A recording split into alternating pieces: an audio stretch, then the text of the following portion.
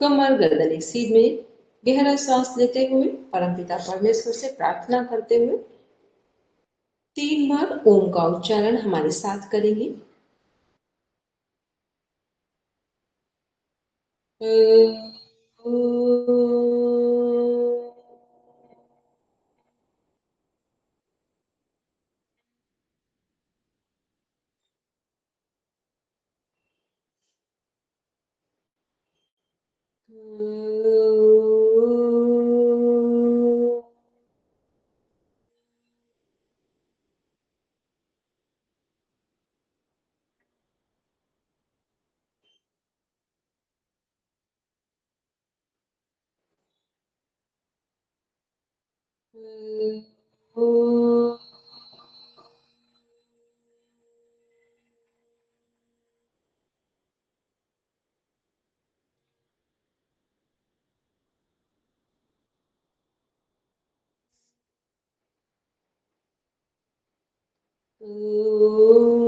भूर्भुवस्वः तत्सवितुर्वरेण्यं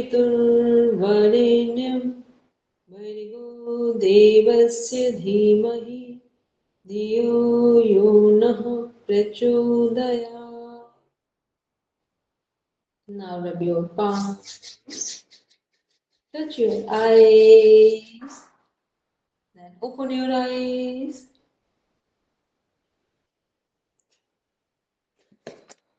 अब सब एक बार अपना अपना कैमरा ऑन करेंगे, जो लोग कर सकते हैं, जो नहीं कर सकते उनकी कोई बात नहीं। तो अब लितू जी, शायद एक किसी ने बोला था कि कैमरा ऑन नहीं कर पाएंगे, बाकी सब कर लेंगे। लितू जी पहचान गए? हेलो, आवाज आ रही है मेरी? चलिए, अब ये बताइए कि एमए किस लिए ज्वाइन किया? एमए किस लिए करने के लिए ज्वाइन किया? मैम अधिक जानकारी, मतलब इससे और ज्यादा कुछ ज्ञान लेने के लिए। ठीक है, अपने लिए कि दूसरों के लिए?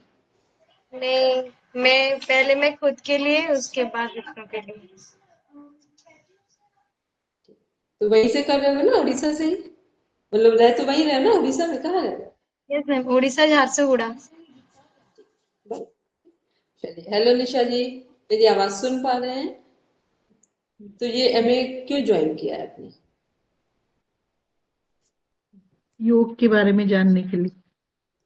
योग के बारे में जान के क्या करेंगे? अपने अपने लिए, पहले तो अपने स्वास्थ्य के लिए। और ये एक और आईडी है दिवेटी करके, REBATI स्पेलिंग लिखी हुई है। ये तो नाम हमने कभी सुना नहीं है, तो हमको समझ नहीं आ रहा है क्या नाम है इनका। रावती है या कुछ और, क्या नाम है? मैम रेवती, वो भी उड़ीसा से ही है। रेवती, ठीक है। अगर आप बोल सकते हो तो प्लीज एक बार बोलेंगे, कैमरा ऑफ करके ऑन करके, जैसे लगे। हेलो रेवती जी। चलिए, देखो इस क्लास में जब 2 दिन की क्लास है, ऐसे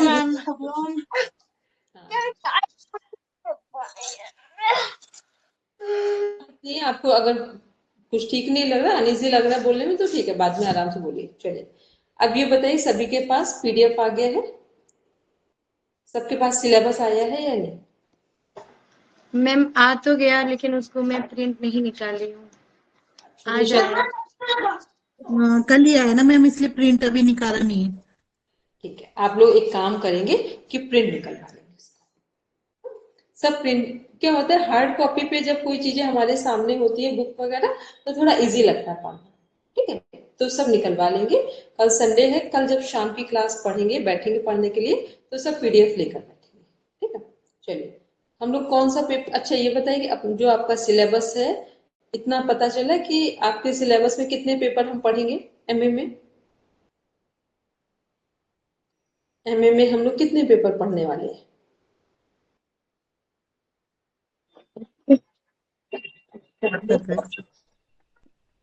अच्छा, आपकी आवाज हमको क्लियर नहीं हुई।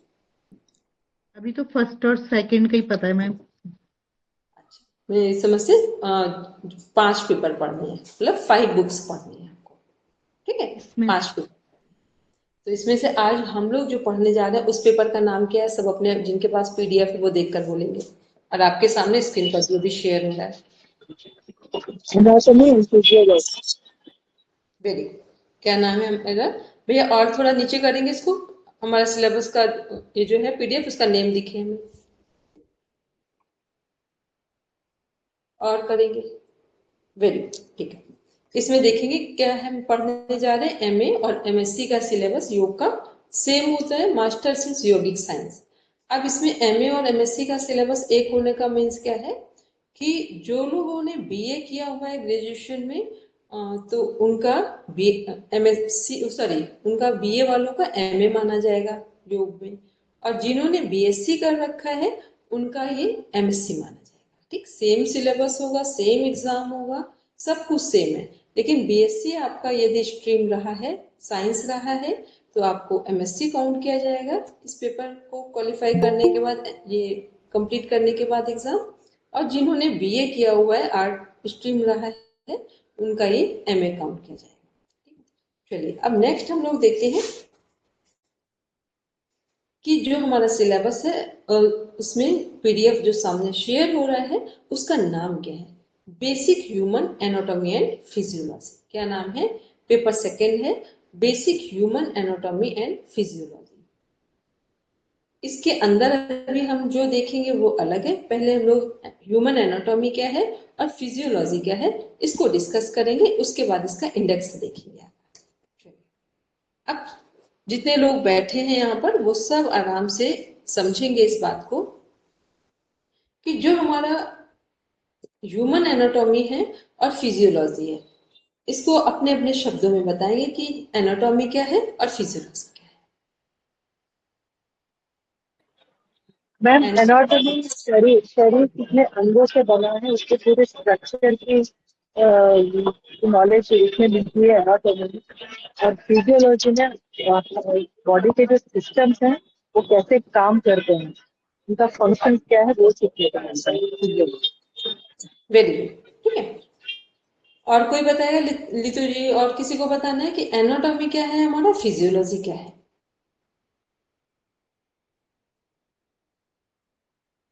क्योंकि जिस पेपर को हम पढ़ने जा रहे हैं उसका मीनिंग हमें सही पता होना चाहिए कि हम पेपर में क्या पढ़ने जा रहे हैं। किसी को भी बताना हो, जो लोग अभी जुड़े हुए हैं, कि ह्यूमन एनाटॉमी और फिजियोलॉजी का मीनिंग क्या है।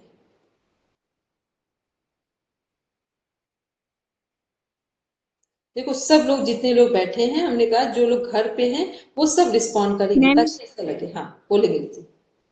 मैम एनाटॉमी शरीर की संरचना का अध्ययन है जिसमें अंगों और उनकी बनावट का जानकारी शामिल होता है।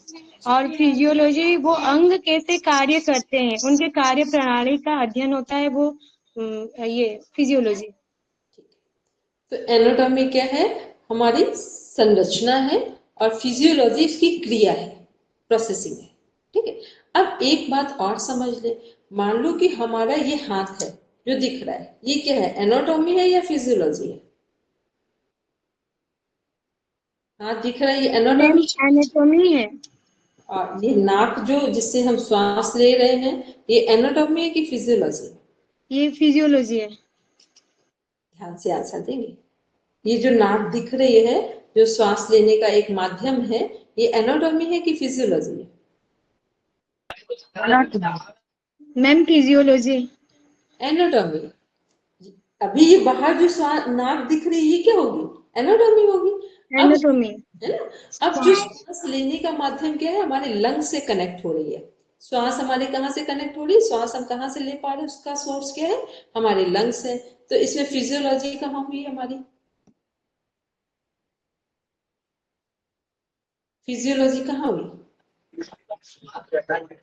सांस लेने की जो प्रक्रिया है वो सांस लेने की प्रक्रिया फिजियोलॉजी को फिजियोलॉजी कहते हैं। तो श्वास लेने की प्रक्रिया में कौन सा अंग कनेक्ट हो रहा है, कौन से ऑर्गन कनेक्ट हो रहे हैं? मेन है लंग्स, लंग्स। वो हमारी फिजियोलॉजी होगी। अब इस बात को और ध्यान से समझ लें, क्योंकि एमए एमएससी का सिलेबस हम लोग पढ़ने जा रहे हैं।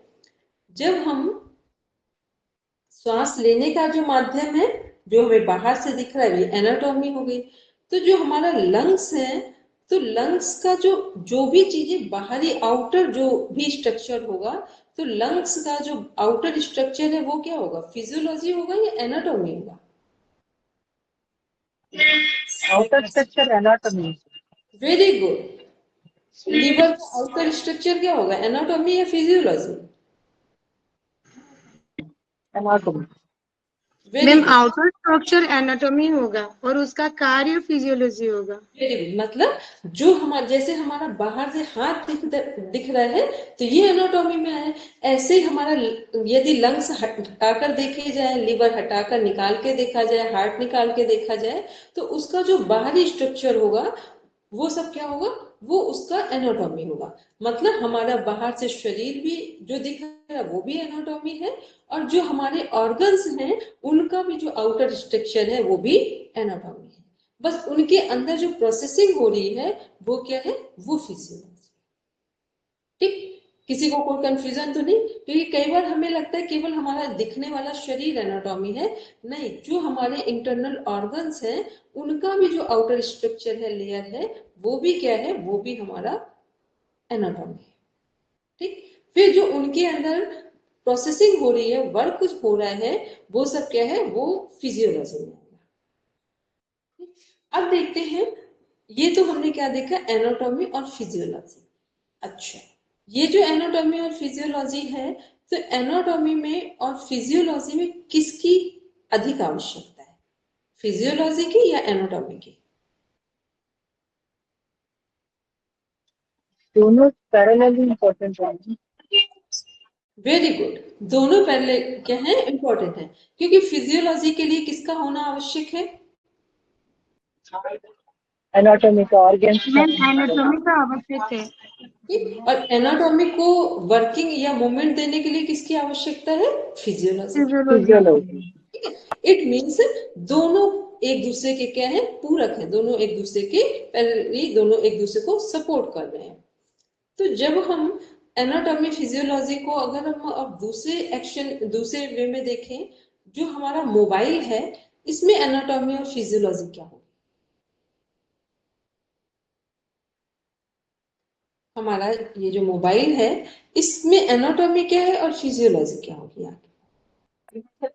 ये जो हमको दिखता है मैम, जो हार्ट आउटर फॉर्म, पार्ट है ना वो वो एनाटॉमी एनाटॉमी है। है, और जो प्रोसेसिंग करता है, जो भी काम चलता है, वो फिजियोलॉजी है इसका तो इसमें इंटरनल। जितने भी सॉफ्टवेयर हैं या एप्लीकेशन है वो क्या होंगे मोबाइल के अंदर?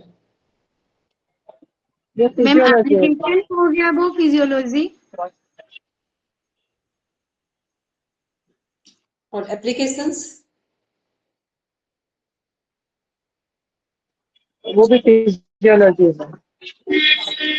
और जो मोबाइल की हार्ड, जो इसको हम लोग पकड़ रहे हैं जिस मोबाइल को, ये क्या वो है? एनाटॉमी है। वो एनाटॉमी है।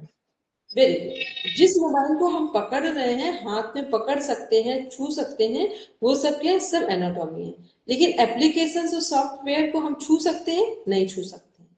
ठीक है, लेकिन हम उससे, उसमें जो वर्क हो रहा है उसको समझते हैं। यदि हम मान लो अभी हम लोग जुड़े हुए हैं, तो किसके थ्रू जुड़े हुए हैं, इसमें क्या कौन सी चीजें काम कर रही है, एनाटॉमी या फिजियोलॉजी? दोनों। वेरी गुड, दोनों काम कर रहे हैं। जो हमारा माध्यम है बाहर से, जिसको हमने रख रखा है, जिसके अंदर, जिसको रखने के बाद जो हमने सामने रखा है एक ऑब्जेक्ट की तरह, वो क्या हुआ, एनाटॉमी हुआ। और फिर जिसके थ्रू हम कनेक्ट हो रहे हैं वो क्या हुआ, वो फिजियोलॉजी। ठीक, जो क्योंकि उसमें एप्लीकेशन सॉफ्टवेयर वर्क कर रहे हैं तो वो हमारी फिजियोलॉजी हुई। तो ये क्या है, ये हुआ एनाटॉमी और फिजियोलॉजी। तो हमारी बॉडी का जो, बॉडी जिस तरह से मूव करेगी, जिस तरह से मूवमेंट होगा बॉडी के अंदर, उसके लिए कौन सपोर्ट कर रहा है, कौन हमारा बेस में वर्क कर रहा है, वो फिजियोलॉजी। और बॉडी किसके आधार पर काम करेगा, किसके बेस पर बॉडी हमारी काम कर रही, अच्छे ढंग से करेगी या कम अच्छे ढंग से करेगी या बिल्कुल नहीं करेगी, उसके लिए कौन रिस्पॉन्सिबल होगा? एनाटॉमी। ध्यान से आंसर। मैम फिजियोलॉजी, क्योंकि फिजियोलॉजी। हमने कहा बॉडी हमारी, मान लो हमारा हाथ मूव कर रहा है बहुत अच्छे से। अब अभी मूव बिल्कुल नहीं कर रहा है, तो रिस्पॉन्सिबल कौन है हमारे हाथ के लिए? फिजियोलॉजी। फिजियोलॉजी। फिजियोलॉजी। अब फिजियोलॉजी में भी देखें कि हमारी फिजियोलॉजी को पूरी तरीके से कंट्रोल कौन करता है? बॉडी में जो हमारी फिजियोलॉजी है, फिजियोलॉजी का कंट्रोलर किसके हाथ में है? एनाटॉमी। तो डिफरेंट सिस्टम्स है, सिस्टम्स है, वो अलग अलग सिस्टम रेस्पिरेटरी तक अलग अलग कंट्रोल करते हैं। ठीक है, तो जो हमारे सिस्टम्स भी हैं उसमें भी कोई तो होगा ना, जैसे अभी हम बात कर रहे हैं हमारे घर में 10 लोग रहते हैं, तो 10 लोग में कोई ना कोई तो उसका मुखिया होगा, कोई एक मेन मेंबर होगा, चीफ मेंबर होगा। तो हमारे पूरी बॉडी में जो फिजियोलॉजी है उसको कंट्रोल, उसका कंट्रोलर कौन है? Ma'am brain. वेरी गुड, तंत्र का कंट्रोल। ठीक है, ब्रेन हुआ। और ब्रेन के साथ दूसरा कौन सा ऑर्गन कनेक्ट होगा? ब्रेन अकेले तो काम नहीं करता है। Ma'am spine. स्पाइन, सोसू, ठीक, स्पाइन और ब्रेन, क्योंकि हमारा कंट्रोलर जो भी मैसेज देगा तो मैसेज कौन दे रहा है? स्पाइन ब्रेन को मैसेज दे रही है। और ब्रेन क्या करेगा? सडन कोई कंक्लूजन निकालेगा कि जो स्पाइन से मैसेज ब्रेन को पहुंचा है, तो ब्रेन एक डिसीजन लेगा, कंक्लूजन निकालेगा, और जैसा ब्रेन रिस्पॉन्ड करेगा अकॉर्डिंग टू ब्रेन रिस्पॉन्ड, जो आया है ब्रेन का रिस्पॉन्ड, उसी के अनुसार स्पाइन में जो मैसेज आएगा उसके आधार पर हमारी बॉडी में बिहेव होता है, एक्शन होता है। मतलब अभी हमने आपसे कहा कि हमारे पूरी बॉडी में जो फिजियोलॉजी हो रही है बॉडी के अंदर, वो उस फिजियोलॉजी का कंट्रोलर कौन है? तो किसने किसको मैसेज दिया है? मैम किसने? स्पाइन ने ब्रेन को मैसेज दिया।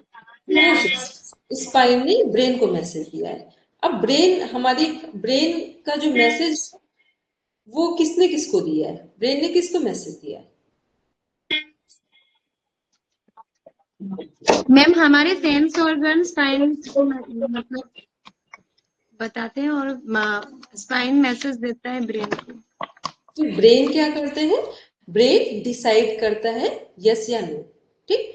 जो ब्रेन ने डिसाइड किया वो मोटर नर्व्स के थ्रू मैसेज जब जाते हैं स्पाइन से ब्रेन में, तो सेंसरी नर्व्स के थ्रू जाते हैं। और जब ब्रेन से डिसीजन लेकर मैसेज आते हैं स्पाइन में, तब किसके थ्रू आते हैं? मोटर नर्व्स के थ्रू आते हैं।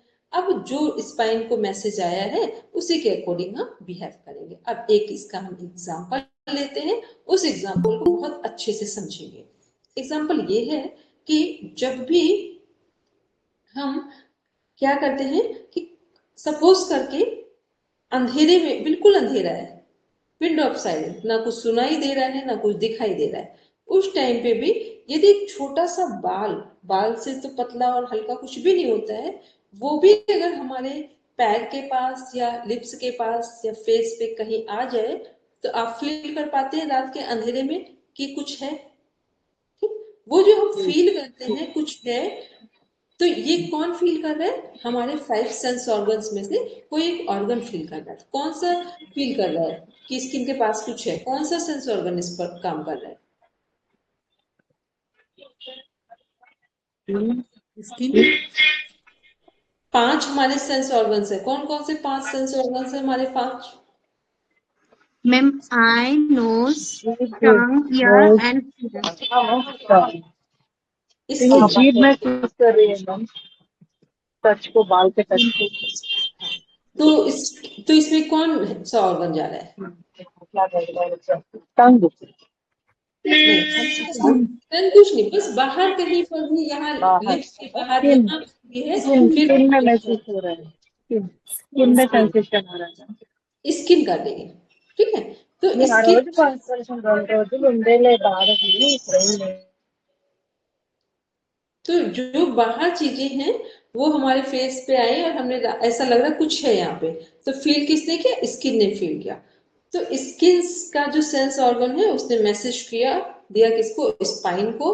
स्पाइन जो सेंसरी नर्व्स है, स्पाइन मैसेज किसको दे रही है? ब्रेन को।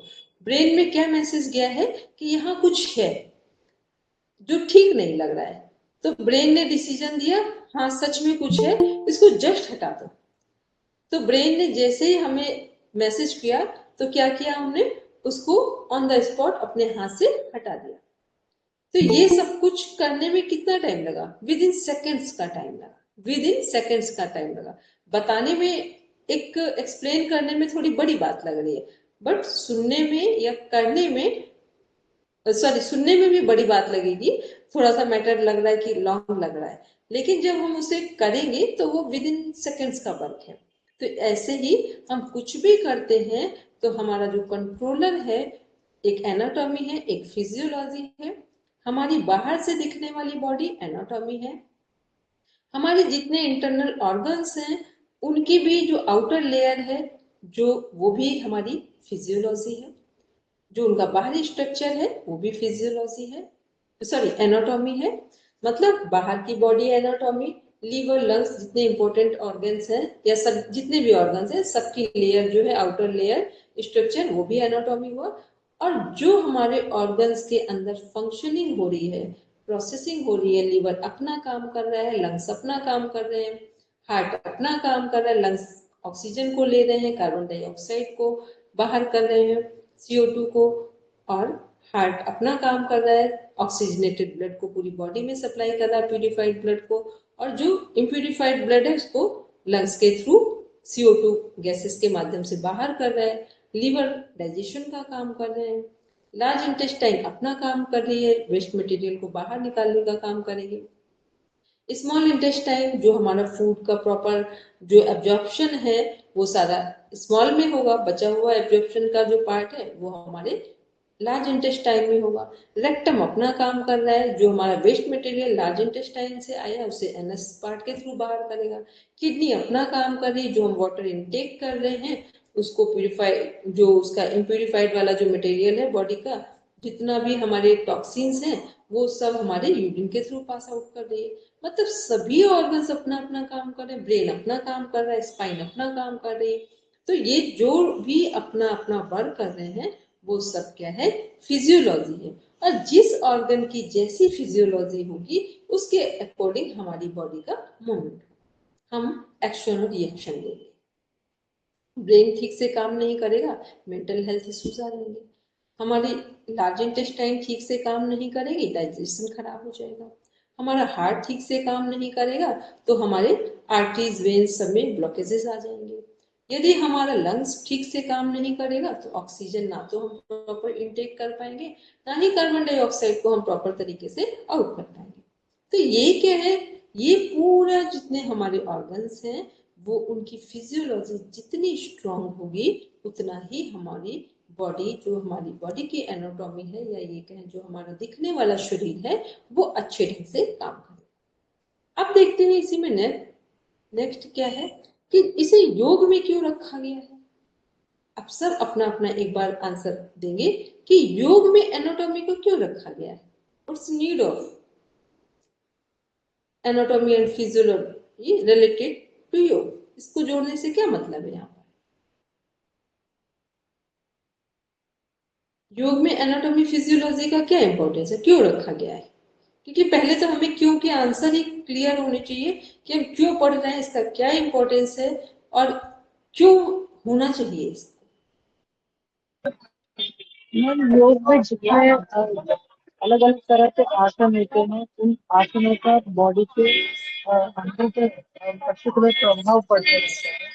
तो यह जानना बहुत जरूरी है कि किस आसन का प्रभाव कहाँ पड़ रहा है, इसकी क्या प्रक्रिया होगी और क्या कॉन्ट्रा इंडिकेशन भी होंगे, ये दोनों मालूम होने चाहिए। अपने शरीर की जानकारी होना बहुत जरूरी है।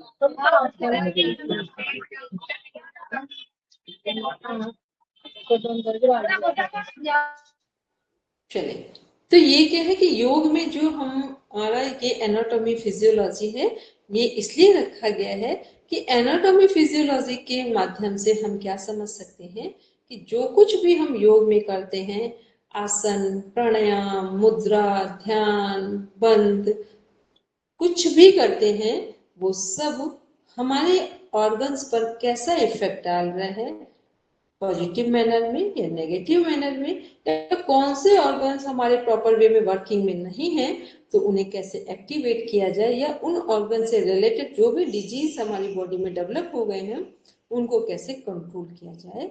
ये सब हमें कैसे पता चलेगा? जब हमें अपने बॉडी की एनाटॉमी के साथ साथ फिजियोलॉजी पता होगी, तब हम खुद से समझ पाएंगे कि हम जो कुछ करते हैं उसका इफेक्ट कहाँ और कैसे आता है।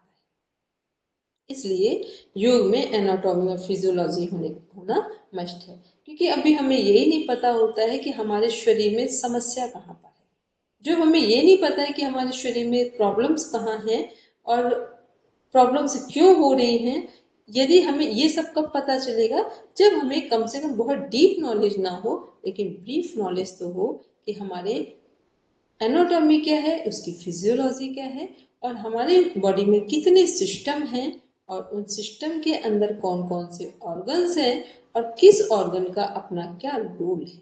ये सब कुछ यदि हमें एक ब्रीफ इंट्रोडक्शन भी सबका पता होगा, ब्रीफ नॉलेज भी होगा, तो भी हम ये कह सकते हैं कि योग करने के माध्यम से या योग के साथ साथ हम अपने आप को पूरी तरह क्योर कर सकते हैं।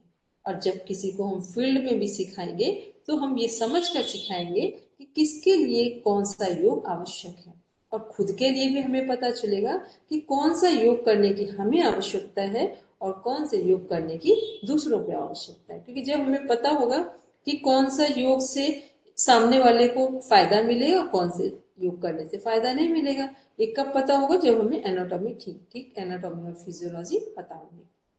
अब हम एक एग्जाम्पल लेते हैं कि यदि किसी को हार्ट की समस्या है, किसी को हार्ट की समस्या है, तो कौन कौन से आसन करवाएंगे उसको? क्योंकि लगभग आप लोग ने कुछ क्लासेस ऑलरेडी कर चुके हैं कि योग करवाना है और किसी व्यक्ति को हार्ट की डिजीज होने वाली है या कुछ आर्टरीज वेन्स में ब्लॉकेजेस आ गए हैं, तो कौन कौन से आसन प्राणायाम करवाएंगे? सब बिल्कुल समझदारी के साथ उत्तर देंगे, फिर हम लोग पढ़ेंगे, क्योंकि बेस जब सही होता है तो पढ़ना अच्छा लगता है। बोलिए मैम, प्राणायाम में नाड़ी शोधन का अभ्यास करेंगे और आसन में आसन में ताड़ासन,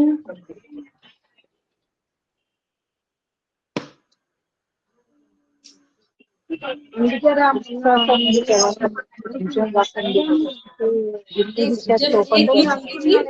बंद करिए, माइक म्यूट करेंगे। हाँ, अब बोलिए मीना जी, अब बोलिए। मैम जितने भी चेस्ट ओपनिंग के आसन होते हैं, जैसे भुजंग और अनुलोम विलोम भी किया जाता है, इन सबसे इम्प्रूवमेंट हो सकती है। आप बोलेंगे लिखी जी। Yes ma'am. Ma'am, heart disease में ताड़ासन, भुजंगासन, बालासन, जितने हल्के हल्के आसन, ज्यादा प्रेशर मतलब हार्ट में ना पड़े, इसी टाइप के आसन करेंगे। और प्राणायाम में कपालभाति क्रिया तो नहीं करेंगे, उसमें हम नाड़ी शोधन का प्राणायाम कर सकते हैं और भ्रामरी का अभ्यास कर सकते हैं। ठीक है, चलो, लगता है ऐसा नीतू जी को कुछ क्लासेस याद है जो करी थी। मैम, हम लोग ना डेली बेसिस में ये 1 साल से ऊपर हो गया प्रैक्टिस कर रहे हैं, और सबसे बड़ी बात है कि मेरा सारा मेडिसिन छूट गया आप ही की वजह से। बहुत बढ़िया, ठीक है। क्योंकि देखो, जब कोई चीजें हमने सही से पढ़ी होती है तो लगता है ना उसको करने से कि हमें लाभ मिलता है, नहीं तो फिर क्या होता है, ऐसा लगता है कि योग अलग कर रहे हैं, मेडिसिन अलग ले रहे हैं। और योग अपने आप में क्या, यदि हमने ठीक ढंग से योग को समझा है, योग किस कौन सा योग हमारे लिए आवश्यक है और कौन सा योग हमारी डिजीज के अकॉर्डिंग हमें करना है और कौन से योग आसन प्राणायाम नहीं करने हैं, जब इसकी सही सही जानकारी होती है तो आप देखेंगे धीरे धीरे स्वस्थ होते जाएंगे। कोई भी मेडिसिन आप लेते हो, उन सब से आप धीरे धीरे देखेंगे वो मेडिसिन अपने आप कम होती जाएगी और धीरे से छूट भी जाएंगी। ठीक है, तो ये क्या हमने देखा कि हार्ट में प्रेशर ना पड़े और ऐसी चीजें करने, इसमें से हमारा गोमुख आसन भी है हार्ट और लंग्स के लिए, मतलब जिसमें हमारी लंग्स थोड़ा सा एक्सपेंड करते हो, क्योंकि जैसे ही लंग्स एक्सपेंड करेंगे तो क्या होगा, ऑक्सीजन की कैपेसिटी बढ़ जाएगी।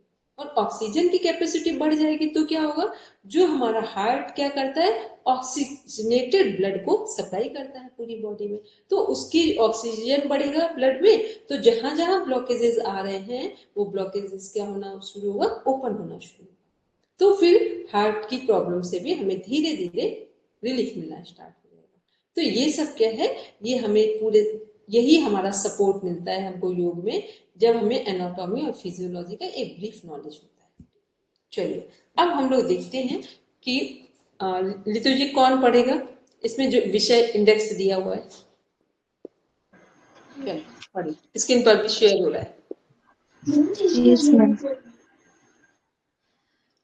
विषय मानव शरीर रचना एवं शरीर क्रिया विज्ञान का परिचय, मानव शरीर की अंग प्रणाली, मानव कंकाल प्रणाली, मानव मांसपेशी तंत्र, मानव श्वसन प्रणाली, मानव पाचन तंत्र,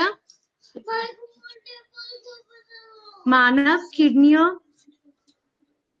एक मिनट, मानव किडनियों, कार्डियोवैस्कुलर, सॉरी, कार्डियोवेस्कुलर संचार प्रणाली, मानव अंतःस्रावी तंत्र, मानव संवेदी प्रणाली, मूत्र प्रणाली, प्रजनन प्रणाली, तंत्रिका तंत्र।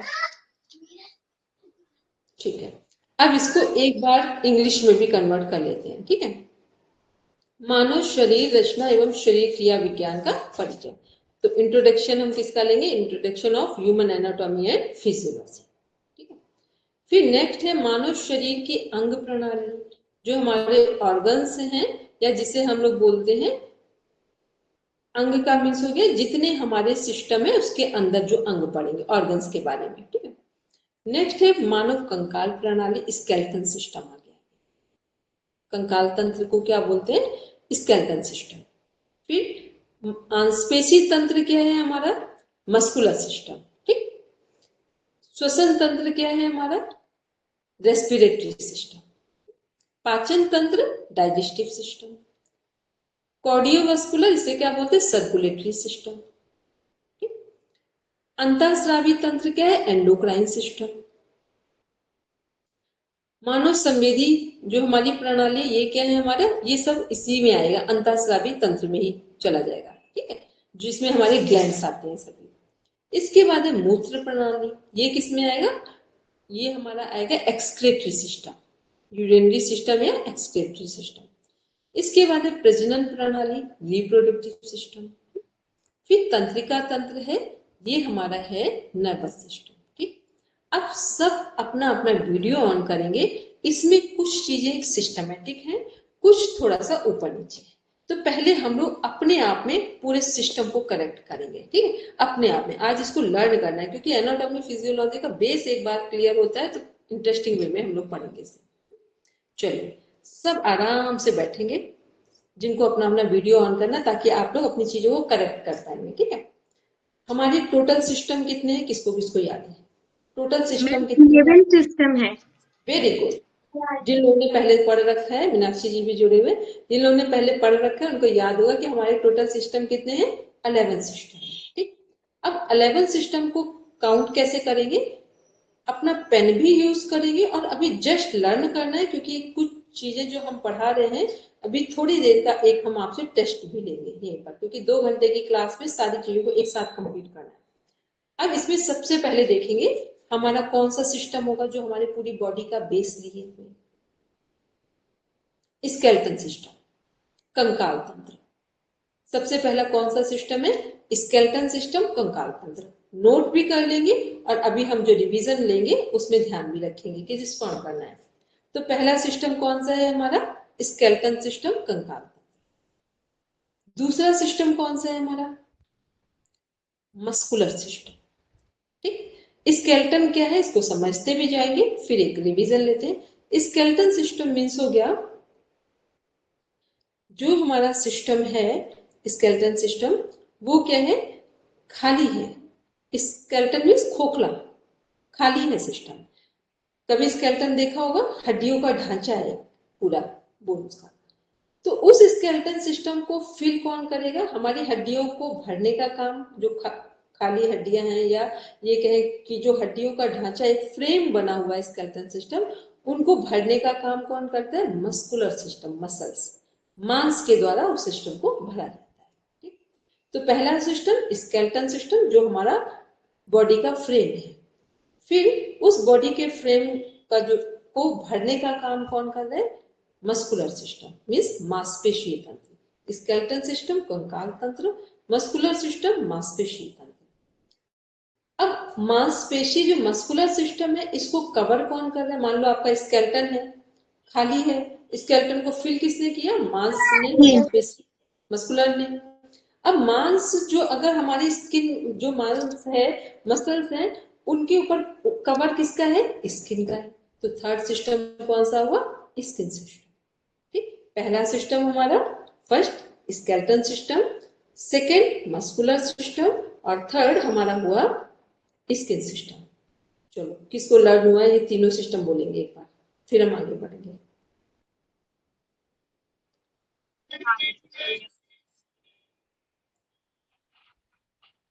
चलिए निशा जी बोलिए, ऑन करेंगे, माइक अनम्यूट करेंगे। फर्स्ट है स्केलेटन सिस्टम, कंकाल प्रणाली, जो खोखला हड्डियों का बना हुआ एक ढांचा है। वेरी और गुड, सेकेंड है मस्कुलर सिस्टम, जो उसको भरता है, स्केलेटल वेरी गुड, सिस्टम को। फिर थर्ड है स्किन, जो मांसपेशियों को कवर करती है। Very good. क्लियर हो गया ना कि हमारे कैसे सिस्टम में काम कर रहे हैं? ठीक, अब 3 सिस्टम के बाद 4th नंबर पे कौन सा सिस्टम आएगा? अब अपना हाथ रखेंगे, सबसे पहले नर्वस सिस्टम।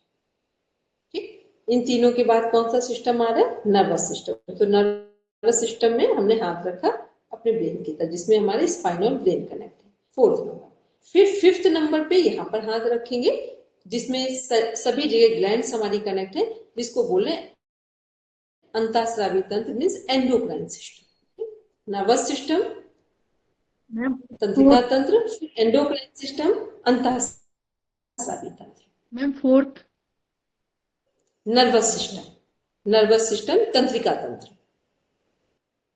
ठीक, जिसके मेन ऑर्गन्स अभी इसमें को भी कनेक्ट कर देंगे। नर्वस सिस्टम हो गया हमारा। फिर इसके बाद आ रहे हैं एंडोक्राइन सिस्टम, अंतःस्रावी तंत्र, जिसके अंदर हमारी सारी ग्लैंड्स आती हैं, जिनसे हमारे हार्मोन्स निकलते हैं।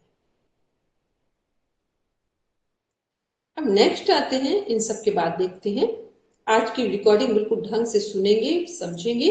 उसके बाद कल हम आपको कुछ वीडियो शेयर करेंगे स्क्रीन पर, जिस पर आपको सारे सिस्टम को रिटर्न में देखेंगे और उनको रनिंग में देखेंगे।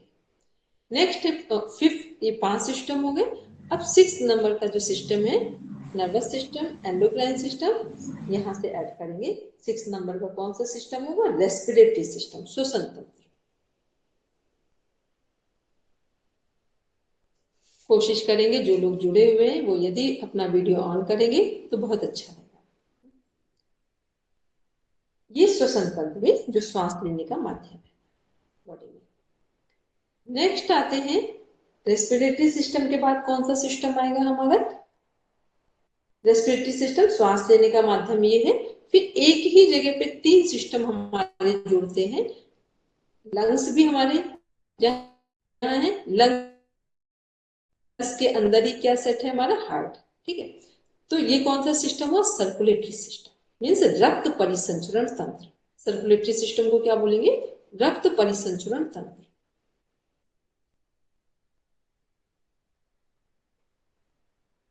फिर नेक्स्ट देखते हैं हम लोग,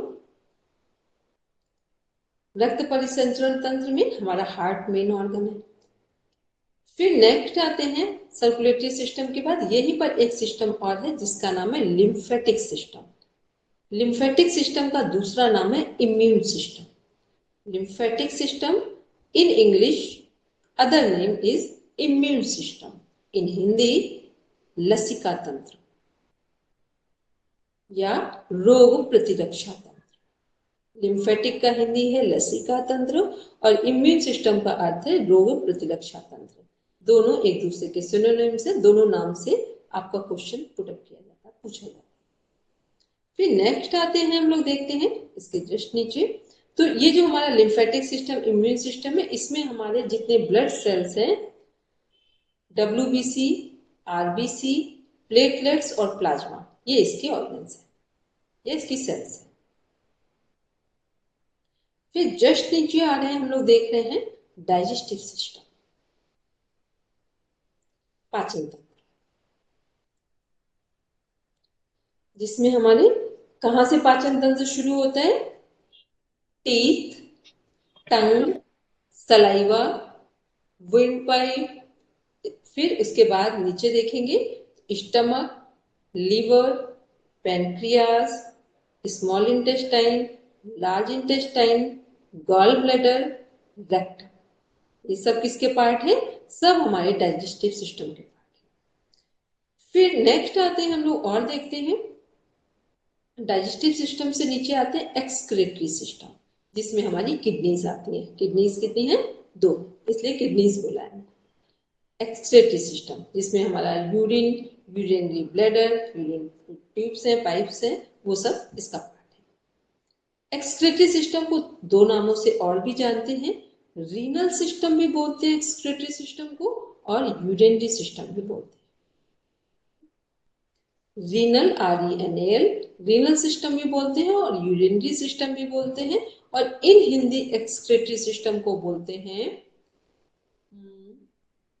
जो हमारा क्या बोलते हैं हिंदी में, इसको जरा थोड़ा सा याद करके बोले, एक मिनट जरा स्क्रीन शेयर करेंगे भैया, हिंदी वाला हमको इसमें याद नहीं आ रहा है। हाँ, मूत्र प्रणाली जो लिखा हुआ है, ठीक है, वो आ रहा है।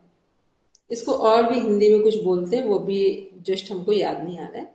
मूत्र प्रणाली भी इसका नाम है। फिर देखते हैं नेक्स्ट, इसमें आते हैं रिप्रोडक्टिव सिस्टम। ठीक, रिप्रोडक्टिव सिस्टम क्या है? प्रजनन तंत्र, जिसमें हमारे सृजन का द्वार है। प्रजनन तंत्र, जो कि सारे सिस्टम मेल फीमेल में सेम है। कौन सा सिस्टम मेल और फीमेल को अलग बनाता है? Reproductive system. सब कुछ लगभग सिमिलर है, लेकिन मेल और फीमेल में जो अंतर दिखाता है वो कौन सा सिस्टम दिखाता है? Reproductive system. उसके कारण हम अलग अलग दिखाई देते हैं, जेंडर अलग अलग हो जाते हैं। अब देखिए कितने टोटल सिस्टम हो गए? 11 हो गए। चलो अब 1 मिनट हम देखते हैं। अभी थोड़ा सा टाइम है, क्योंकि 6 बजे तक हम आपको लेंगे, फिर आपको कुछ वर्क देंगे। अब वापस आते हैं, जो हमारे ये 11 सिस्टम हैं, इनके बारे में थोड़ा थोड़ा सा पढ़ेंगे कि ये 11 सिस्टम हैं क्या। जो हमारा स्केलेटन सिस्टम है उसे क्या बोलेंगे? यदि हम इसके बारे में कहें कि वो क्या है, बॉडी का फ्रेम है, बॉडी का ढांचा है, हड्डियों का ढांचा है या बॉडी का फ्रेम है, जिसके ऊपर हमारी पूरी बॉडी, एक व्यक्ति की बॉडी कैसे, मान लो कोई व्यक्ति का स्केलेटन छोटा हो तो उसका बाहर का जो कद काठी है वो छोटी होगी या वो लंबा दिखेगा? छोटी होगी। छोटी होगी। छोटा, मतलब स्केलेटन के बेस पर ही व्यक्ति की हाइट डिपेंड करती है, या व्यक्ति की जो का जो लंबाई है, या उसको ये बोले कि उसकी नाक कैसी होगी, या कान कैसे होंगे, या हाथ की उंगलियां छोटी होंगी बड़ी होंगी, ये किस पर डिपेंड करती है? हमारी स्केलेटन सिस्टम। तो बॉडी का जो एक ढांचा है, या बॉडी को कैसे मूव कराना है, और बॉडी के ऑर्गन्स जितने हैं उनको सपोर्ट कौन देता है? स्केलेटन सिस्टम देता है। फिर नेक्स्ट क्या, तो बॉडी का फ्रेम है, बॉडी का जो स्केलेटन सिस्टम है, और एक बेस है, जितने हमारे बॉडी के ऑर्गन्स हैं सबको वो सुरक्षा देता है, सबको सेफ जोन में रखता है। अब आते हैं नेक्स्ट, मसल्स। मसल्स का रोल क्या है? सबसे पहला रोल प्ले क्या करती है हमारी मसल्स या मस्कुलर सिस्टम, कि जो स्केलेटन है उसको फिल करता है, मांस किससे भरता है। अब व्यक्ति की सुंदरता किस पर डिपेंड करती है? बॉडी की ब्यूटी किस पर डिपेंड होती है? मसल्स पे। आप देखेंगे जैसी हमारी मसल्स होती हैं, मसल्स का मतलब यदि आप ठीक हैं, ना मोटे हैं ना पतले हैं, तो आप अलग सुंदर दिखेंगे। कई बार आप बहुत पतले हो गए तो अच्छे नहीं दिख रहे हैं, कई बार बहुत मोटे हो गए तो अच्छे नहीं दिख रहे हैं।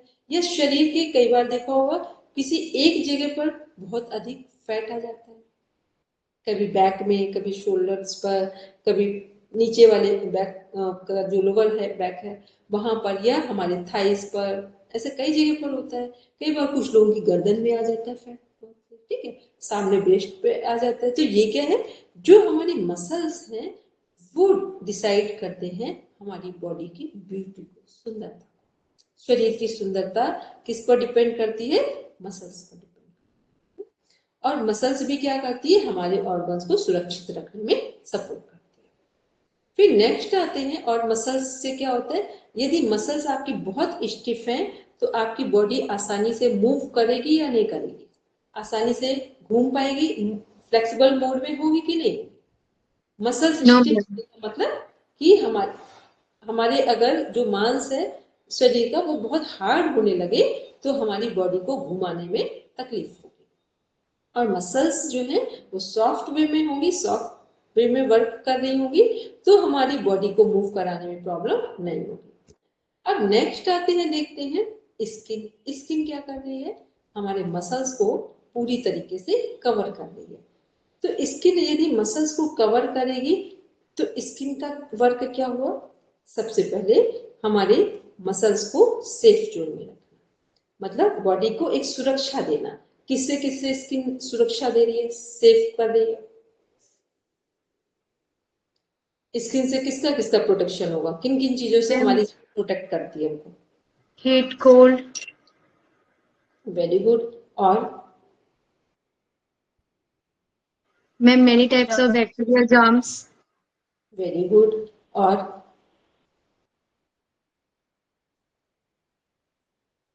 जब भी कोई बाहर से किसी को कोई चोट लगती है उसमें भी स्किन क्या करती है, हमें सपोर्ट करती है, ठीक है।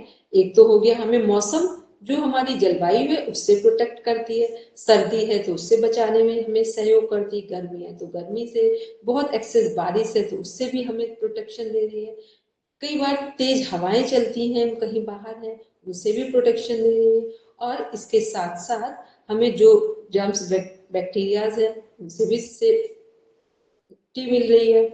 और उसके साथ साथ क्या है कि जो भी हमें कोई चोट लगती है तो सबसे पहले इसकी कोशिश करती है कि हमारे मांस तक चोट ना पहुंचे। अब अगर बहुत पहुंच गई है तो भी स्किन बहुत जल्दी भरने का काम करती है किसी भी। और जैसे स्किन सही होती है तो हम क्या समझ पाते हैं कि हमारी चोट ठीक होने लगी। स्किन हमें क्या बताती है, अगर किसी को चोट लग गई है तो स्किन यदि ठीक हो जाए, बिल्कुल नॉर्मल आ जाए, तो हमें क्या पता चलता है कि उस अंग में जहां पर स्किन में ऊपर से जो चोट लगी थी वहां पर अब रिकवरी स्टार्ट हो गई, या वो जगह अब ठीक हो गई है, वहां पर जो भी चोट का प्रभाव था वो खत्म हो गया है। नेक्स्ट देखते हैं, तो ये हमने क्या देखा, स्किन का वर्क क्या है, फंक्शन क्या है। अब आते हैं नेक्स्ट फोर्थ नंबर पे, नर्वस सिस्टम। नर्वस सिस्टम क्या काम कर रहा है हमारा, ये हमने जो भी पीडीएफ देखा है उसमें सारी चीजें हैं, लेकिन थोड़ा सा ऊपर नीचे है। अब हमारी बॉडी जैसे जिस फॉर्मेट में बनी है हमने उस फॉर्मेट में आपको डिफाइन किया। अब आते हैं नर्वस सिस्टम। नर्वस सिस्टम क्या है, जो ब्रेन है वो हमारा क्या है, पूरी बॉडी का सीपीयू, सेंट्रल प्रोसेसिंग यूनिट। जैसा ब्रेन हमारा होगा वैसे ही बॉडी काम करेगी। तो ब्रेन, तो नर्वस सिस्टम के दो ऑर्गन्स जो हैं मोस्ट इंपॉर्टेंट है, कौन कौन से, ब्रेन और स्पाइन। ब्रेन और स्पाइन, तो ब्रेन और स्पाइन का मीन्स हो गया कि जैसे ही हमने ब्रेन और स्पाइन को यूज कैसे कर रहे हैं, कि ब्रेन जो हमारा है वो स्पाइन से मैसेज ले रहा है, वो तो अभी इसके बाद में बताएंगे भी डीप में, कि स्पाइन का काम है मैसेज देना सेंस ऑर्गन्स के थ्रू।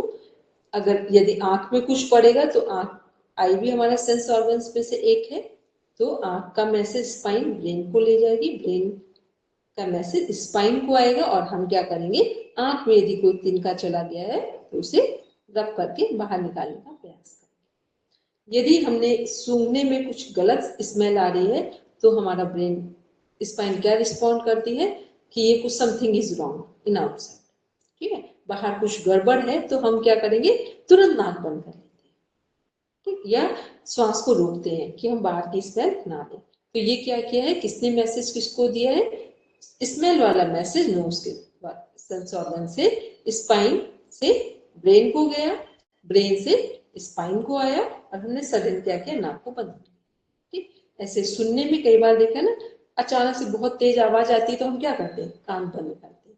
इसका मतलब ये कान हमने कैसे बंद किया है, हमारा कान का जो सेंस ऑर्गन है उसने स्पाइन से ब्रेन को मैसेज दिया, ब्रेन ने कहा अपनी सुरक्षा करनी है, कान को बंद करो, तो ब्रेन का मैसेज स्पाइन को आया और हमने तत्काल क्या किया, अपने हाथों से कान को बंद कर दिया। तो ये सब क्या है, ऐसे ही हम लोग कई बार टेस्ट कुछ लेते हैं, भोजन करते हैं और हमें अचानक से लगता है कुछ अच्छा नहीं है, तो हम क्या करते हैं, खाएंगे या रोक देंगे, खाएंगे या स्टॉप करेंगे, स्टॉप करेंगे, अच्छा नहीं लगा तो स्टॉप करेंगे मैम। कुछ कह रहे क्या, हेलो,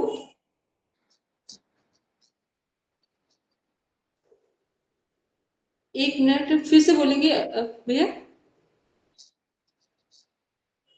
आज तो सैटरडे, मेरे पास मैसेज है सैटरडे है,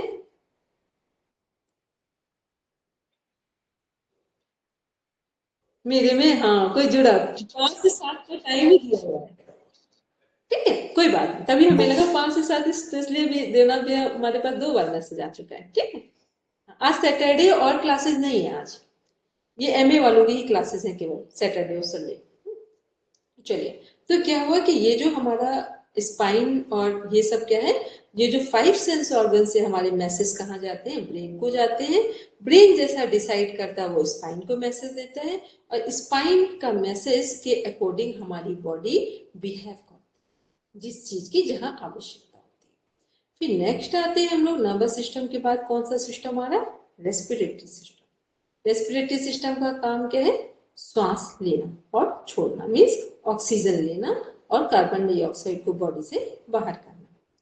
तो जो हम मैम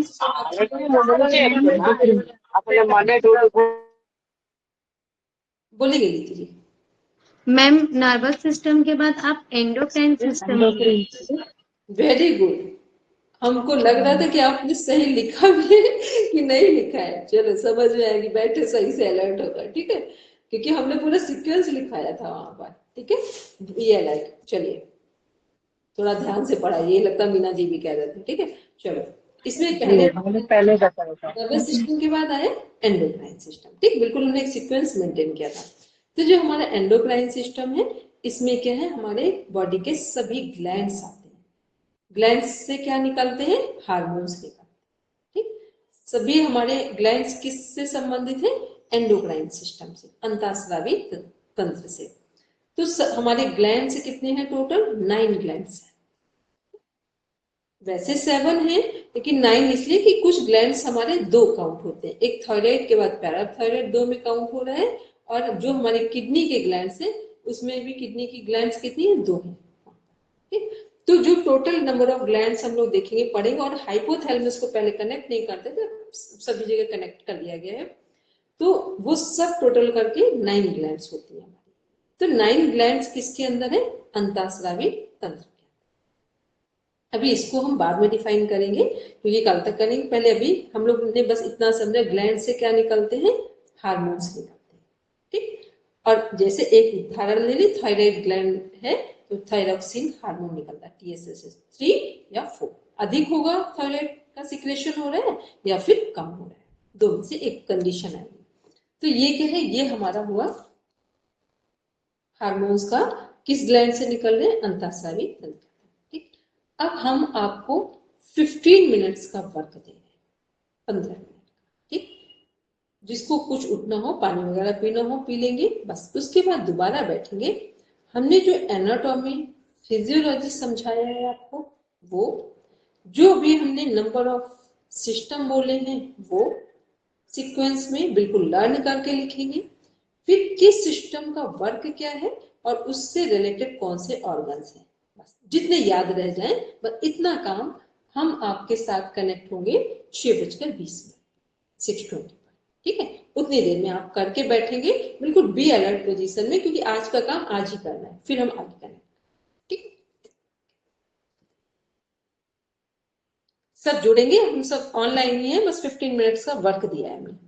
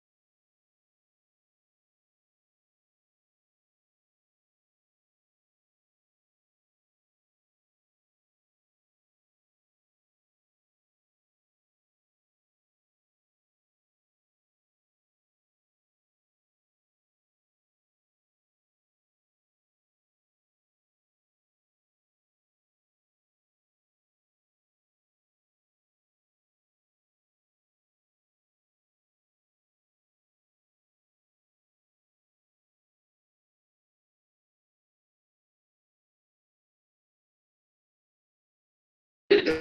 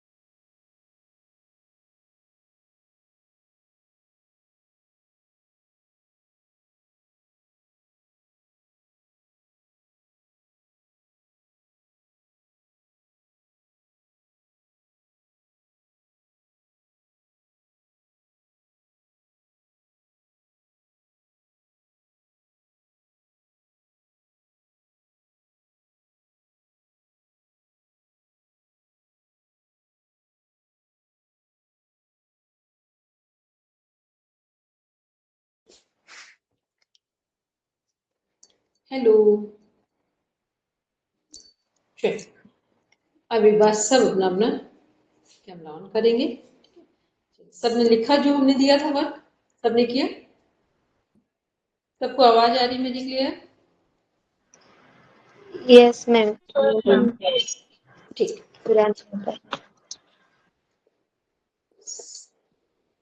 हमने कितनी ग्लैंड्स आपको समझाई थी? केवल उनका एक लोग नाम बोल दीजिए।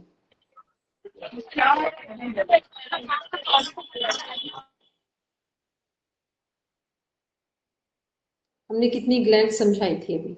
सॉरी, ग्लैंड नहीं, सॉरी, सिस्टम अभी हमने कितने फाइव 11 सिस्टम 11 सिस्टम थे, उसमें से 5 को हमने बोला था। वो 5 कौन कौन से सिस्टम है? Ma'am skeletal system, muscular system, skin system, nervous system, endocrine system. ये हमने 11 सिस्टम में थे। 5 जो सिस्टम थे उसके बारे में हमने अभी डिस्कस किया है। अब हम लोग नेक्स्ट देखते हैं एंडोक्राइन सिस्टम के बाद कौन सा सिस्टम आएगा हमारा? Respiratory system. Respiratory system means श्वसन तंत्र।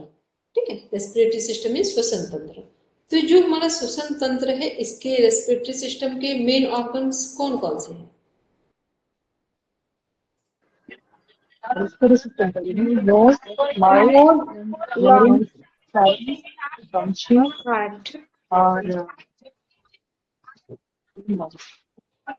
मेन रेस्पिरेटरी सिस्टम का अगर मेन ऑर्गन्स बोलेंगे तो क्या है? लंग्स है। और जब हम ये देखेंगे कि उसमें सपोर्ट कौन कौन से हमारे ऑर्गन्स या सिस्टम में कौन कौन सी चीजें कनेक्ट हो रही है, तो कहाँ से रेस्पिरेटरी सिस्टम श्वास लेंगे हम? तो एनाटॉमी वाला जो है नोज, ठीक, नॉस्ट्रिल हो गया। फिर इसके पीछे हमारे कौन कौन से 3 और चीजें कनेक्ट होंगी पार्ट्स, फेरिंग्स, लैरिंग्स और ट्रेकिया मीन्स हो गया विंड पाइप। इसको भी कल और आराम से समझेंगे जब एक सिस्टम के अंदर जाएंगे, लेकिन ये हमने कॉमन समझाया। फिर इसके बाद इसी सिस्टम में हम क्या देखेंगे, लंग्स। हमारे लंग्स में क्या है, ब्रोंकाई, ब्रोंकियोल्स, और फिर सबसे जो लास्ट जहां पर हमारे गैसेस ट्रांसफॉर्म होते हैं या एक्सचेंज होते हैं, ऑक्सीजन कैसे H2CO2 में कन्वर्ट होता है, ये सारी प्रोसेसिंग कहाँ होती है, एल्वियोल्स में, जो हमारे गुच्छे की तरह सबसे छोटा बलून या ग्रेप्स के फॉर्म में बंच जैसा बना हुआ है। वहां पर क्या होती है, जैसे हमने श्वास लिया तो हमारे लंग्स क्या करेंगे, एल्वियोल्स क्या होंगे, फूलेंगे या सिकुड़ेंगे, क्या होंगे, मैम श्वास लेने से फूलेंगे, एक्सटेंड करेंगे, और जब हम श्वास छोड़ेंगे तो क्या करेंगे, कॉन्ट्रैक्ट करेंगे, मतलब सिकुड़ेंगे वो। तो ये सारी प्रोसेसिंग कहाँ हो रही है, ये सब हमारे लंग से संबंधित है, रेस्पिरेटरी सिस्टम से संबंधित है।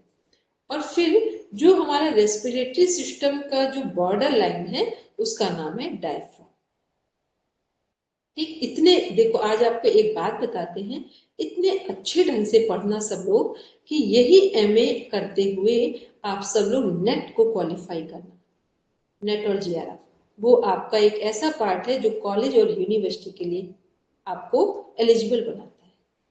तो जब आप ढंग से पढ़ेंगे, यही कोर्स आपके नेट और जीआरएफ का है। एमए एमएससी बहुत लोग करते हैं, लेकिन वो हल्के सरफेस लेवल पे करके चले जाते हैं, तो फिर वो कभी एग्जाम बीट नहीं कर पाते जो कॉम्पिटिटिव एग्जाम है। और इस समय आने वाला टाइम योग के लिए एक ओपन चैलेंज है और ओपन प्लेटफॉर्म है, दोनों चीजें हैं। तो आप अच्छे ढंग से पढ़ेंगे तो नेट करने का मीन्स है, जो व्यक्ति नेट क्वालिफाइड होते हैं, इसका मतलब हुआ कि उन्होंने सचमुच में एमए और एमएससी को ढंग से पढ़कर पास किया है। और जब आप नेट क्वालिफाइड ना कर पाए तो इसका मतलब है कि आपने एमए एमएससी को बस लाइटली लिया था, डीप में स्टडी नहीं की है। ठीक, तो हमने क्या देखा कि जो रेस्पिरेटरी सिस्टम है उसका जो बॉर्डर लाइन है उसका नाम क्या है, डायफ्राम। अब नेक्स्ट आते हैं, रेस्पिरेटरी सिस्टम के बाद कौन सा सिस्टम आएगा हमारा,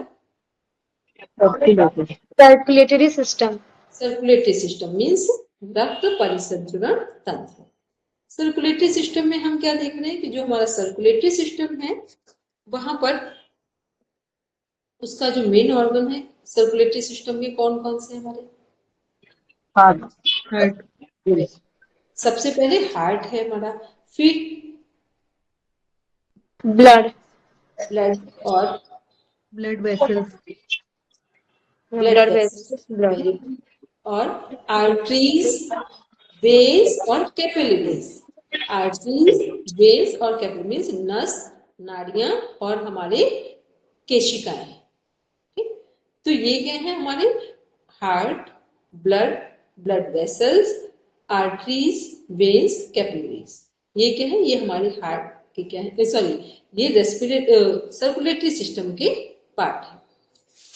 अब हम लोग देख रहे हैं जो सर्कुलेटरी सिस्टम है उसमें हार्ट का क्या काम है, लंग्स का काम क्या था, शरीर में ब्लड के साथ, ऑक्सीजन के साथ ब्लड को प्यूरिफाई करना। तो लंग्स क्या करते हैं, ब्लड को प्यूरिफिकेशन का, ब्लड का प्यूरिफाई करते हैं, ब्लड को का जो प्यूरिफिकेशन का वर्क है वो लंग्स का है। ऑक्सीजन के थ्रू ब्लड को प्यूरिफाइड किया जाता है। और जब हम लोग, जो हार्ट है वो क्या करते हैं, जो प्यूरिफाइड ब्लड है वो उसको हार्ट पूरी बॉडी में क्या करता है, सभी ऑर्गन्स में बॉडी के सप्लाई करता है, जिससे सभी ऑर्गन को वर्क करने में एनर्जी मिलती है। तो जो हमारा हार्ट है वो उसका काम क्या है, 3 ऑर्गन्स है जिनके हमें वर्क ऑलवेज माइंड में रखने हैं, लंग्स, हार्ट और किडनीज। किसके किसके रखने हैं, की नोट्स बहुत अच्छा बनाकर रखना और इसको ग्रुप में भी शेयर करना है। लंग्स, हार्ट और किडनी। लंग्स का काम है ब्लड को प्यूरिफाई करना, हार्ट का कार्य है, फंक्शन है प्यूरिफाइड ब्लड को पूरी बॉडी के ऑर्गन्स में सप्लाई करना। किडनी का काम है जो कुछ ब्लड में हमारे इम्प्यूरिफाइड जो मटेरियल्स हैं, जो टॉक्सिन्स हैं, उनको क्या करना, छान कर फिल्टर करके यूरिन के थ्रू पास आउट करना। तो किडनी का काम क्या है, ब्लड को फिल्टर करना। लंग्स का कार्य है, लंग्स का फंक्शन है ब्लड को प्यूरिफाई करना। हार्ट का फंक्शन है प्यूरिफाइड ब्लड को पूरी बॉडी के ऑर्गन्स में सप्लाई करना। किडनी का फंक्शन है जो हमारे ब्लड को क्या करना है, फिल्टर करना। मीन्स ब्लड में जितना टॉक्सिन्स है, इम्प्यूरिफाइड ब्लड है, कुछ ऐसे वेस्ट मटेरियल्स हैं, उनको क्या करना, फिल्टर करना, छानने का कार्य करना। फिर जो हमारे टॉक्सिन्स हैं उनको क्या करना है, उस टॉक्सिन्स को यूरिन के थ्रू शरीर से पास आउट करना। ठीक है, कितने लोगों को ये तीनों चीजें समझ में आई जो अभी हमने फंक्शन बोले हैं तीन मेजर ऑर्गन्स के? प्लीज रेज योर हैंड यदि आपको सही समझ नहीं आया है, तो अभी हम इसको फिर से रिपीट कर दें। मैम फिर से रिपीट थोड़ा कीजिए। ठीक है, तीन हमारे मेजर ऑर्गन्स हैं, कौन कौन से हैं? लंग्स, हार्ट और किडनी। किडनी। ठीक, लंग्स का कार्य है ब्लड को प्यूरिफाई करना। ठीक, ब्लड को प्यूरिफाई करना। हार्ट का कार्य या फंक्शन क्या है? प्यूरिफाइड ब्लड को पूरी बॉडी के ऑर्गन्स में सप्लाई करना। हार्ट का कार्य है या फंक्शन है प्यूरिफाइड ब्लड को पूरी बॉडी के ऑर्गन्स में सप्लाई करना, पहुंचाना। किडनी का कार्य है ब्लड को फिल्टर करना, ब्लड को छानना। मीन्स ब्लड में जो भी वेस्ट मटेरियल आ गए हैं उन सबको क्या करना, छानने का काम। और जो हमारे वेस्ट मटेरियल है उनको किसके थ्रू किडनी बाहर करेगी? यूरिन के थ्रू बॉडी से बाहर। अब किसको किसको अभी भी क्लियर नहीं है वो बोल दे, क्योंकि एक बार बेस स्ट्रॉन्ग रखना। जिसका बेस स्ट्रॉन्ग होता है उसको एनाटॉमी फिजियोलॉजी इजी गोइंग समझ में आती है।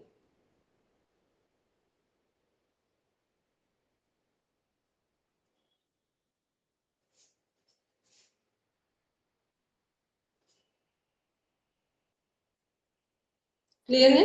मैम इसका मतलब है लंग्स भी ब्लड को प्यूरिफाई करता है और किडनी भी। देखो तीनों चीजों को अर्थ समझ लो। लंग्स ने ब्लड को प्यूरिफाई किया है ऑक्सीजन के थ्रू। ठीक, और ऑक्सीजनेटेड ब्लड को, अब ऑक्सीजन के थ्रू ब्लड प्यूरिफाइड हो गया है, तो अब क्या बोलेंगे? ऑक्सीजनेटेड जो प्यूरिफाइड ब्लड है या ऑक्सीजनेटेड ब्लड है उसको हार्ट क्या कर रहा है? पूरी बॉडी के सभी ऑर्गन्स में सप्लाई कर रहा है, पहुंचा रहा है। क्योंकि हार्ट का कार्य क्या है? ब्लड की सप्लाई करना।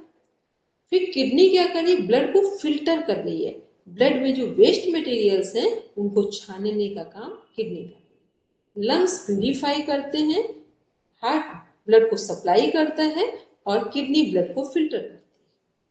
ठीक, लंग्स ब्लड को प्यूरिफाई करते हैं, हार्ट ब्लड को, प्यूरिफाइड ब्लड को पूरी बॉडी के ऑर्गन्स में सप्लाई करता है और किडनी ब्लड को फिल्टर करती है। क्लियर? तीनों चीजें, सबका अर्थ अलग अलग समझ आ गया? तीनों क्या है हमारे, कैसे बॉडी में काम बोलेंगे? मीना जी आपकी आवाज ना थोड़ी सी ऐसा लगता है क्लियर नहीं आ रही है, या तो शोर की वजह से नहीं आ रही, कुछ कारण है?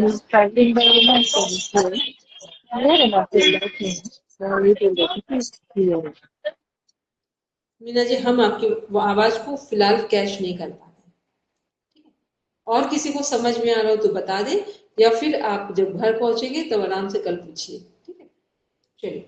तो हम लोग बात कर रहे थे कि ये तीनों जो हमारी तीन मेजर ऑर्गन्स हैं, यदि ये तीनों ठीक ढंग से काम करेंगे तो समझ लेना कि हम स्वस्थ हैं। यदि तीनों ठीक ढंग से काम करते हैं इट मीन्स हम पूरी तरीके से स्वस्थ हैं। ठीक है, चलिए। निशा जी जितने लोग हैं बात समझ में आ रही है सबको? ठीक है, चलिए। यस। ठीक है, चलिए अब नेक्स्ट हम लोग आते हैं, देखते हैं कौन से बात कर रहे हैं। सर्कुलेटरी सिस्टम के बाद कौन सा सिस्टम आएगा? Lymphatic system. ठीक है, लिम्फेटिक सिस्टम में अभी हमने कौन कौन से सेल्स बोली थी कनेक्ट हो रही है हमारी? RBC means red blood WBC, सेल्स, RBC, WBC white blood cells, platelets और प्लाज्मा।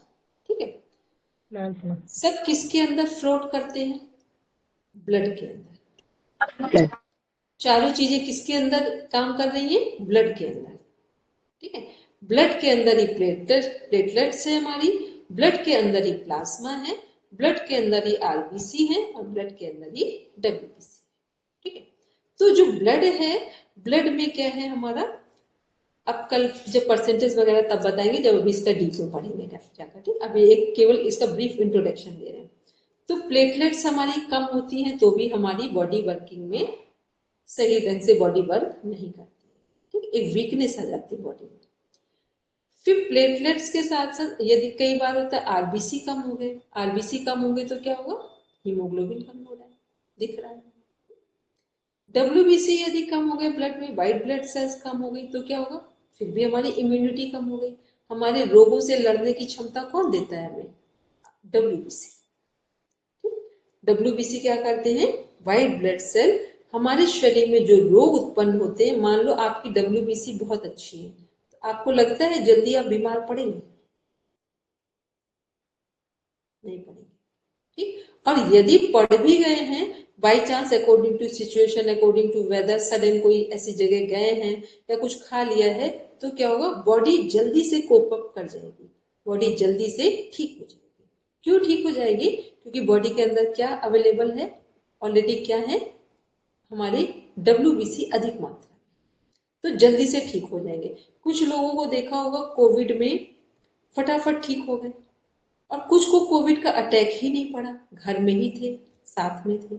तो ऐसा क्या हुआ, क्योंकि जिन लोगों की इम्यूनिटी स्ट्रांग थी, डब्ल्यूबीसी जिनके बॉडी में अधिक मात्रा में बन रहे थे या पहले से उनकी प्रोसेसिंग अच्छी थी, वो जल्दी बीमार नहीं पड़े, तो बाई चांस कोविड हुआ भी तो फटाफट ठीक हो गए।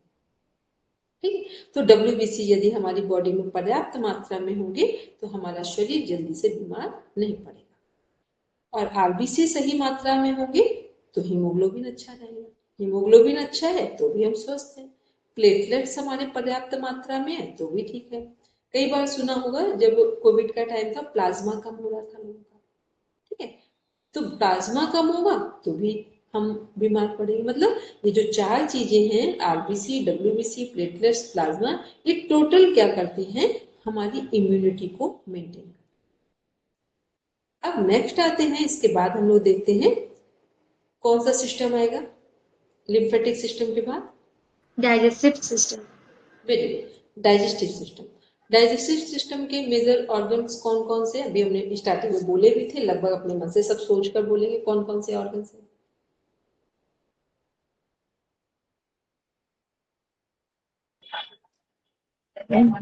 दांत, जीभ और स्टमक, स्मॉल इंटेस्टाइन, फिर लार्ज इंटेस्टाइन, फिर स्टमक।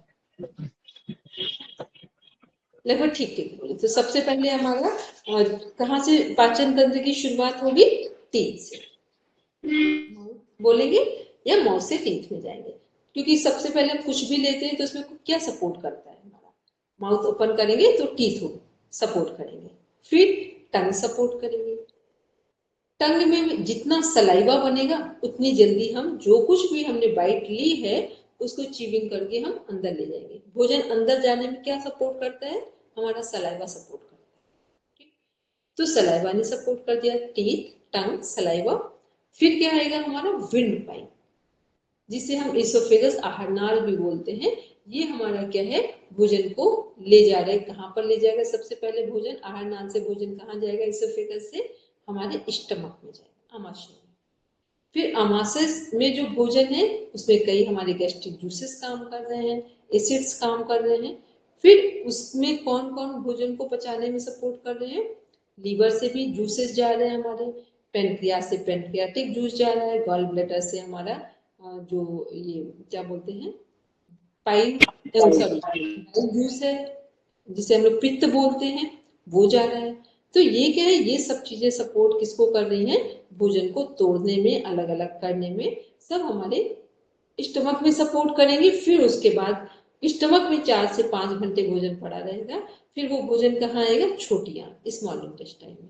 फिर ये सारे हमारे जूस जो हैं या जो हमारे पेनक्रियास से इंसुलिन निकल रहे हैं, पेनक्रियाटिक जूस है, बाइल जूस है, सब सपोर्ट कर रहे हैं छोटी आंत में।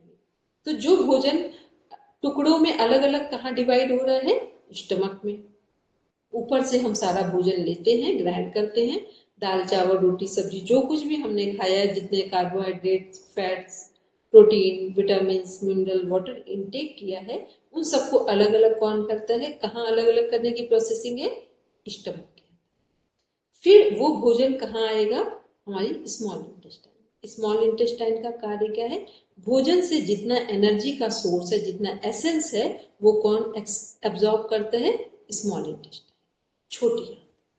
छोटी आंत में एब्जॉर्प्शन होता है, मतलब जो हमने भोजन लिया उसकी एनर्जी कहाँ ली जाएगी, छोटी आंत में। सॉलिड जितना मैटर है उसकी एनर्जी सब छोटी आंत में ली जाएगी। फिर छोटी आंत से भोजन कहाँ भेजा जाएगा, स्मॉल इंटेस्टाइन से लार्ज इंटेस्टाइन। लार्ज इंटेस्टाइन में क्या होगा, जितना हमारा जो जल है, वाटर है, या जितना हमने लिक्विड फॉर्म में जो जो चीजें ली हैं, विटामिन जो वाटर में आ गए हैं, वो सब कहाँ रहेंगे, सब लार्ज इंटेस्टाइन को एब्सॉर्ब, उनका एसेंस को, उनकी ऊर्जा एनर्जी को लेंगे। फिर लार्ज इंटेस्टाइन से क्या होगा, भोजन कहाँ भेजा जाएगा, रेक्टम, मलाशय में। मलाशय का मीन्स हो गया जहां पर हमारा वेस्ट मटेरियल इकट्ठा। फिर वो हमारा जो भी हमारा स्टूल पास करने का टाइम है, फ्रेश होने का टाइम है, उस टाइम पे वो एनएस पार्ट के थ्रू वेस्ट मटेरियल भोजन का बाहर। तो ये सब किसकी प्रोसेसिंग थी, कहाँ की प्रोसेसिंग हमने देखी, डाइजेस्टिव सिस्टम, पाचन तंत्र की, कि कैसे हमारा पाचन तंत्र कार्य कर रहा है। ठीक, तो ये हमारे पाचन तंत्र के बारे में देखा। अब आते हैं नेक्स्ट, देखते हैं डाइजेस्टिव सिस्टम के बाद कौन सा हमारा सिस्टम आ रहा है, excretory system. Very good, excretory system. हाँ, इसका हिंदी मीनिंग है, अभी याद आ गया जस्ट, उत्सर्जन तंत्र। मूत्र प्रणाली भी है, और जो प्रॉपर मीनिंग है एक्सक्रीटरी सिस्टम का, उत्सर्जन तंत्र इन हिंदी। तो एक्सक्रीटरी सिस्टम के मेजर ऑर्गन कौन कौन से हमारे,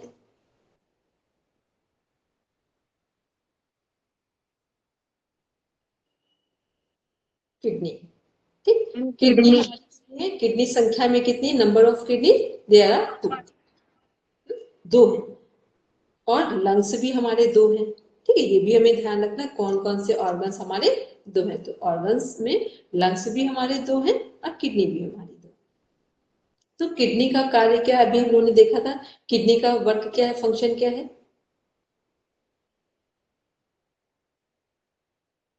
मैम ब्लड को फिल्टर करना उसका फंक्शन है। ब्लड को छानना या ब्लड को फिल्टर करना, कि ब्लड में जो भी वेस्ट मटेरियल्स आ गए हैं उनको छानकर किसके थ्रू किडनी बाहर करेगी, यूरिन के थ्रू। ठीक, यूरिन के थ्रू पास आउट करेगी। तो किडनी का कार्य क्या है, किडनी जो हमारी 2 हैं, और किडनी का कार्य क्या है, ब्लड को फिल्टर करना। तो किडनी हो गई वहां पर मेजर ऑर्गन्स। फिर क्या हो गया, किडनी के साथ साथ यूरिनरी हो गई, यूरिनरी ट्यूब्स हैं 2 उसके। फिर यूरिनरी ब्लैडर है, जहां यूरिन इकट्ठा होता है। जैसे हमारा रेक्टम है, रेक्टम में क्या इकट्ठा होता है, भोजन में लिया गया जितना वेस्ट मटेरियल है वो कहाँ इकट्ठा होता है, रेक्टम में। और यूरिनरी ब्लैडर में क्या इकट्ठा होता है, जो भी ब्लड फिल्टर हुआ है उसका वेस्ट मटेरियल, और जो हमने पानी पिया है उस वो सब कहाँ इकट्ठा हो रहा है, यूज होने के बाद बॉडी में, सब यूरिनरी ब्लैडर में। ठीक है, जैसे भोजन कहाँ आता है, वेस्ट मटेरियल रेक्टम में इकट्ठा होता है, वैसे ही किडनी का वेस्ट मटेरियल जो बॉडी का है, किडनी के थ्रू कहाँ इकट्ठा होगा, यूरिनरी ब्लैडर में। फिर क्या होगा, जैसे ही हमारा यूरिन फुल हो जाएगा ब्लैडर में, तो हमारा ब्रेन से सिग्नल जाएगा कि अब हमको यूरिन बॉडी से पास आउट करना। तो वो यूरिन हमारा कहाँ से, यूरिनरी ब्लैडर के बाद हम यूरिन को पास। तो ये हमने क्या देखा, किसकी प्रोसेसिंग देखी, एक्सक्रीटरी सिस्टम की। अब आते हैं नेक्स्ट और लास्ट सिस्टम कौन सा है हमारा, रिप्रोडक्टिव सिस्टम। रिप्रोडक्टिव सिस्टम क्या है, प्रजनन तंत्र है। प्रजनन तंत्र कैसे काम कर रहा है, पहले तो अभी हम लोगों ने एक बात बोली थी, आप समझी थी, कि प्रजनन तंत्र रिप्रोडक्टिव सिस्टम में मेल और फीमेल में डिफरेंस प्रेजेंट करता है, डिफरेंस शो करता है, कि मेल और फीमेल में क्या अंतर है। ये किससे पता चलता है, हमारे रिप्रोडक्टिव सिस्टम से। इवन जो थर्ड जेंडर भी है वो किससे पता चलता है, रिप्रोडक्टिव सिस्टम से। ठीक, जो 3 जेंडर है, कौन कौन से जेंडर है, एक फीमेल, एक मेल और एक न्यूट्रल जेंडर जो हो गया। तो ये थर्ड जेंडर है। ये तीनों जेंडर को हम किससे समझ पाते हैं? Reproductive system. और सभी चीजें क्या है? लगभग सारे सिस्टम सेम है तीनों जेंडर में। केवल रिप्रोडक्टिव सिस्टम क्या है? Totally different from each and every gender. ठीक। तो जो हमारा रिप्रोडक्टिव सिस्टम है, इसके यदि हम लोग मेजर ऑर्गन से देखें तो फीमेल के कौन कौन से होंगे? जो लोग फीमेल है लगभग हम लोगों को पता है कौन कौन से मेजर ऑर्गन। ओवरी, और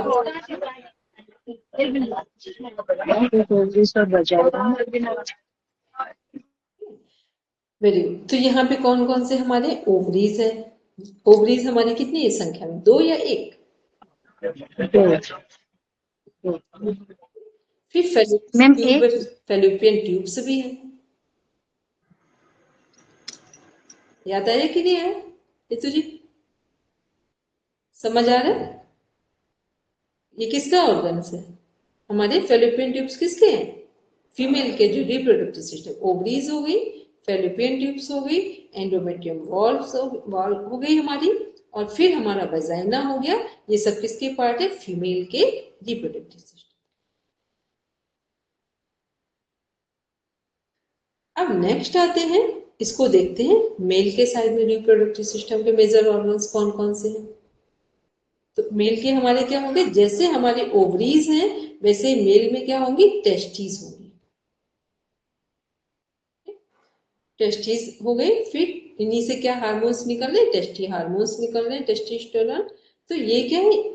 और जैसे हमारा वेजाइना काउंट हो रहा है वहां पेनिस काउंट होगा।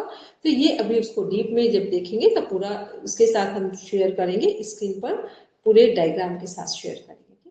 ऐसे नहीं जैसा आपका इसमें है, इसको रिटर्न में ये देखा है, फिर स्क्रीन पर हम लोग प्रॉपर डायग्राम के साथ और नोट्स के साथ इसको देखेंगे। तो ये हमने टोटल क्या देखे? सारे सिस्टम देखे। और जो हमारा रिप्रोडक्टिव सिस्टम है किसके लिए रिस्पॉन्सिबल है? हमारे सृजन के लिए। एक जो हमारी नई जनरेशन है, एक जो हमारे घर में न्यूबॉर्न बेबी है जिनका सृजन होता है, वो सब किसके द्वारा है? हमारे रिप्रोडक्टिव सिस्टम पर डिपेंड करता है।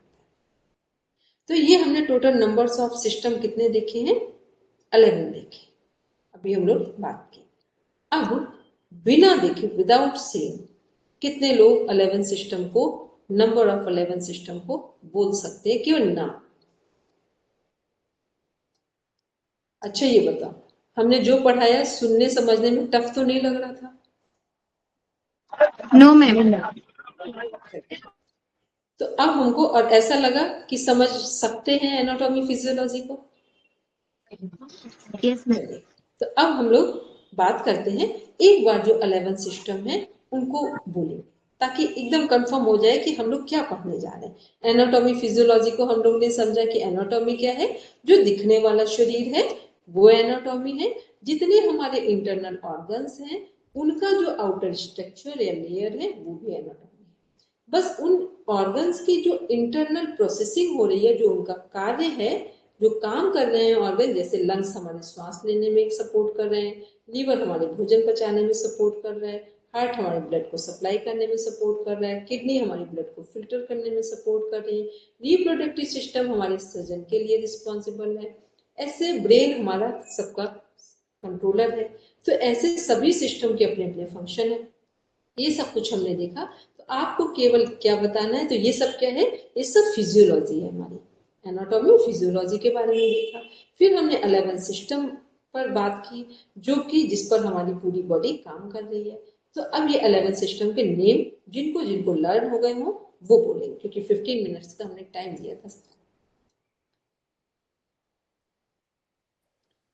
चलिए बोलिए लीजिए। Ma'am skeletal system, muscular system, skin system, nervous system, endocrine system, respiratory system, circulatory system, lymphatic system, digestive system, excretory system, and reproductive system. Very एक एक करके बोलेंगे। मीना जी बोलिए।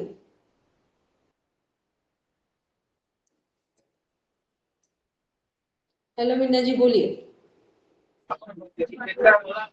skeleton system, vascular system, integumental system, nervous system, endocrine system, respiratory system, circulatory, lymphatic, digestive, excretory और reproductive. एक lymphatic system हम clear सुन नहीं पाए, अब बोला मीना जी ने कि नहीं, हमको क्लियर सुनाई नहीं दिया। बोला नहीं, बोला ठीक, चलिए बोलेंगे निशा जी। skeleton system, muscular system, skin system, nervous system, endocrine system, respiratory system, circulatory system, lymphatic system, digestive system, excretory system और reproductive system। वेरी गुड, एकदम सही सुना है। ठीक, चलिए और किसी को, दिनेश जी, रेवती जी, जिनको भी बोलना हो एक बार बोल दीजिए, यदि आपने सच में आपको समझ में आया हो, लिखा हो तो बोल दीजिए।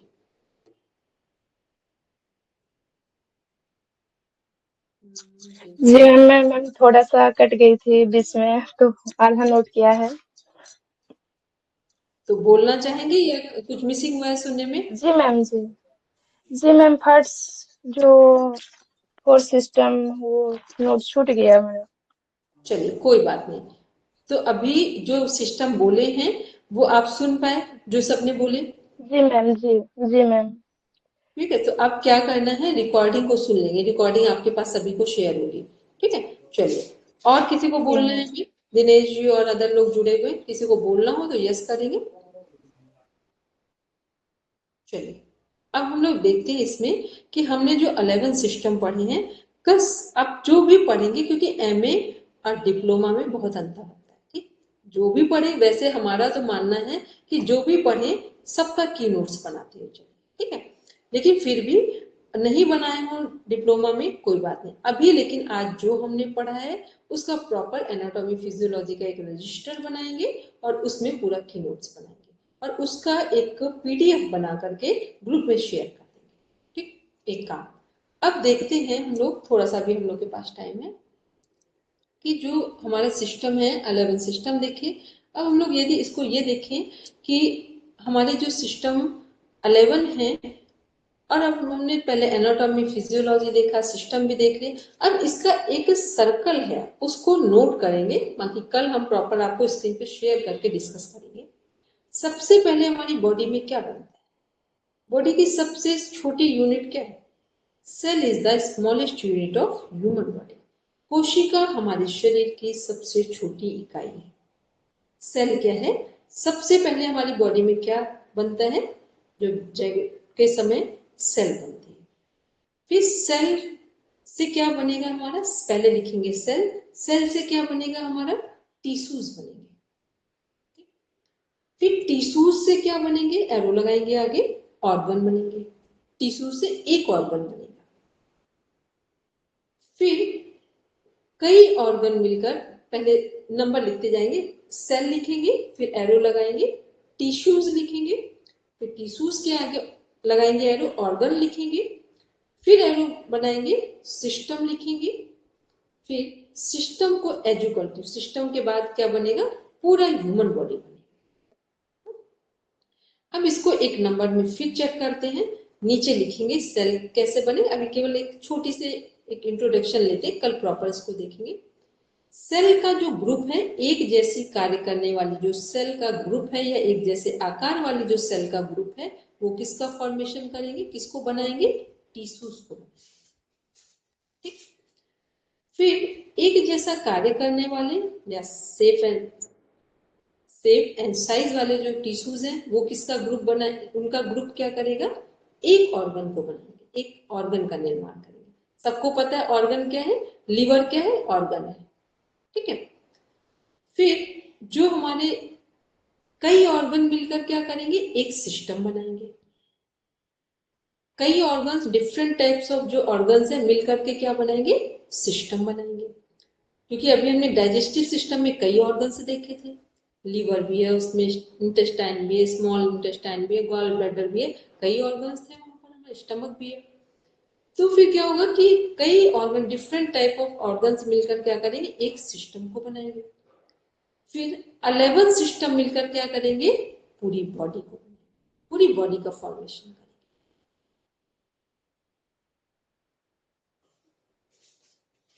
अब इसको जिसको भी समझ में आया हो वो बोलेंगे हमने क्या बोला। सेल बॉडी की सबसे छोटी इकाई है और कई तरह के ग्रुप ऑफ सेल काम करते हैं, वो टिश्यू बनाते हैं। उसके बाद 4 साइड के टिश्यू टिश्यू से ऑर्गन बनता है। उसके बाद बहुत सारे ऑर्गन मिलके सिस्टम बनाते हैं और शरीर के सारे सिस्टम जो कि लगन है वो सब मिलकर ह्यूमन बॉडी। बोलेंगे लीजिए जी हमने क्या बोला है। मैम सेल से टिश्यू बनता है और टिश्यू से ऑर्गन, ऑर्गन से ऑर्गन सिस्टम और देन 11 सिस्टम, उसके बाद पूरे बॉडी का फॉर्मेशन होता है। मतलब 11 सिस्टम मिलकर क्या करेंगे, पूरी बॉडी को डिजाइन करेंगे। ठीक है, बोलेंगे निशा जी। हेलो निशा जी, अनम्यूट करेंगे, माइक अनम्यूट करेंगे। एक जैसे सेल से, एक जैसे शेप एंड साइज के सेल एक टिश्यू का निर्माण करते हैं और एक जैसे टिश्यूज ऑर्गन का निर्माण करते हैं। Different types of organs system का निर्माण करते हैं और 11 सिस्टम मिलके एक बॉडी की संरचना करते हैं। Very good. ठीक है, पता है जब आप एनाटॉमी को सही ढंग से समझेंगे तो कई बार बहुत सारे इंटेलिजेंट लोग भी होते हैं, साइंस स्ट्रीम में भी होते हैं, तब भी वो ये सब चीजें जो बेस होता है ना उसको बहुत स्ट्रांगली डिफाइन नहीं कर पाते। इसीलिए जरूरी नहीं है कि हम एमबीबीएस डॉक्टर बनने जा रहे हैं, बट इतना तो हो कि जो बेस है वो इतना स्ट्रांग हो कि किसी भी चीज को समझने में हमें कहीं प्रॉब्लम ना है, उसको हम सिस्टमेटिक डिफाइन कर पाए कि किसका मीन्स क्या है और कौन से सिस्टम कैसे काम करते हैं। यदि कोई डिजीज है तो हमें पता हो कि ये इस सिस्टम के डिस्टर्ब होने से डिजीज है। मान लो किसी को डायबिटीज है तो कौन सा सिस्टम ठीक नहीं है जो डायबिटीज हुई है।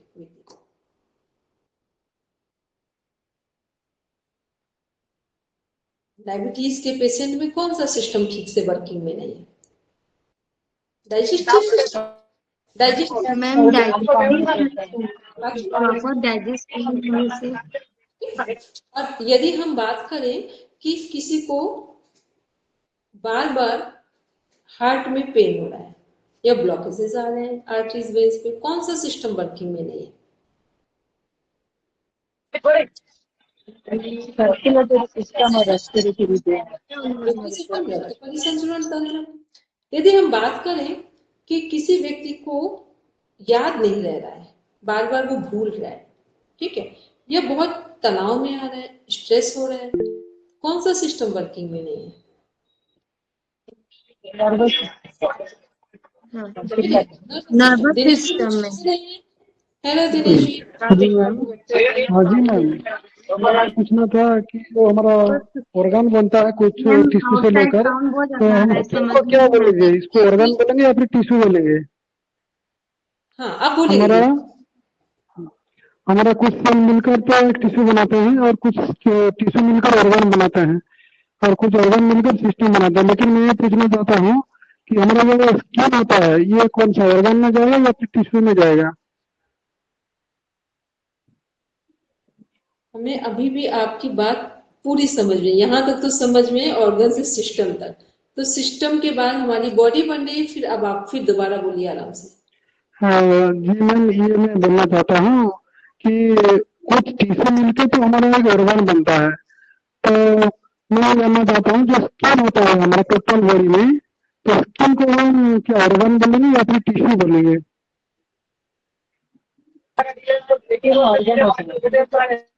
जब हमने इसको फिर से एक बार ध्यान से सुने, एक सीक्वेंस चल रहा है, सेल से टिश्यूज बनेंगे, टिश्यूज से ऑर्गन बनेंगे और डिफरेंट टाइप ऑर्गन्स, एक जैसा शेप एंड साइज वाली वर्क वाली सेल है वो टिश्यूज का फॉर्मेशन कर रही है। टिश्यूज मिलकर क्या करेंगे, जो एक जैसा शेप एंड साइज वर्किंग वाली टिश्यूज है एक ऑर्गन बनाएंगे। ऑर्गन अभी हमने समझ लिया, लिवर, लंग्स जो अलग अलग वर्क कर रहे हैं, हार्ट सब ऑर्गन है, किडनी। फिर जो हमारे डिफरेंट ऑर्गन्स हैं, एक सिस्टम में कई ऑर्गन्स हैं हमारे, सभी सिस्टम में अभी हमने देखा, तो डिफरेंट टाइप ऑफ जो ऑर्गन्स हैं, अलग अलग जो ऑर्गन्स हैं काम करने वाले, वो किसका निर्माण करेंगे, एक सिस्टम को बनाएंगे। ठीक, एक सिस्टम। डाइजेस्टिव सिस्टम में कितने ऑर्गन्स है, अभी हमने देखा। हमारे रेस्पिरेटरी सिस्टम में कई ऑर्गन्स है, सब में कई कई ऑर्गन्स है, डिफरेंट डिफरेंट वर्क है। तो वो ऑर्गन मिलकर एक सिस्टम बनाएंगे। फिर हमारे टोटल सिस्टम कितने हैं, 11 सिस्टम है। तो 11 सिस्टम मिलकर क्या बनाएंगे, पूरे शरीर का निर्माण करेंगे। तो शरीर की सबसे छोटी इकाई का नाम क्या हुआ, कोशिका हुआ। और शरीर की कोशिका लास्ट में किसको बना रही है, पूरे शरीर को बना। ठीक, शरीर की जो सबसे छोटी इकाई उसका नाम है कोशिका, सेल हो गया। सेल का जब पूरा फॉर्मेशन डेवलप हो जाएगा तो क्या बन जाएगी, पूरी ह्यूमन बॉडी बन जाएगी। वो हमारी हो या जीव जंतु, जितने भी हमारे क्रिएचर्स हैं, पूरे लिविंग क्रिएचर्स हैं इस यूनिवर्स में, सबको का निर्माण इसी प्रोसेस में। ठीक है, अब हम लोग कल आगे देखेंगे। लेकिन यदि सच में आपको समझ में आया है तो नोट्स बनाकर, ठीक है, पूरे मन से, क्योंकि अभी हम लोग आगे पढ़ेंगे तो बहुत इंटरेस्टिंग वे में लगेगा कि ये पढ़ना अच्छा लग रहा है। ठीक है, और कहीं किसी को लगता हो और अच्छा कुछ करना है तो आप हमें बता देना। ठीक है, चलिए सब आराम से बैठते हैं शांति पाठ के लिए।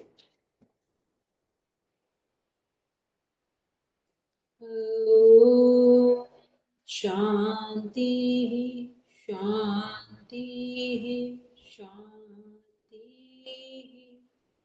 सर्वारिष्ठेषु शान्तिर्भवतु। Now that you are calm, touch your eyes, then open your eyes. चलिए सबको प्रणाम, शुभ रात्रि। कल सब 5 बजे मिलेंगे, ठीक है।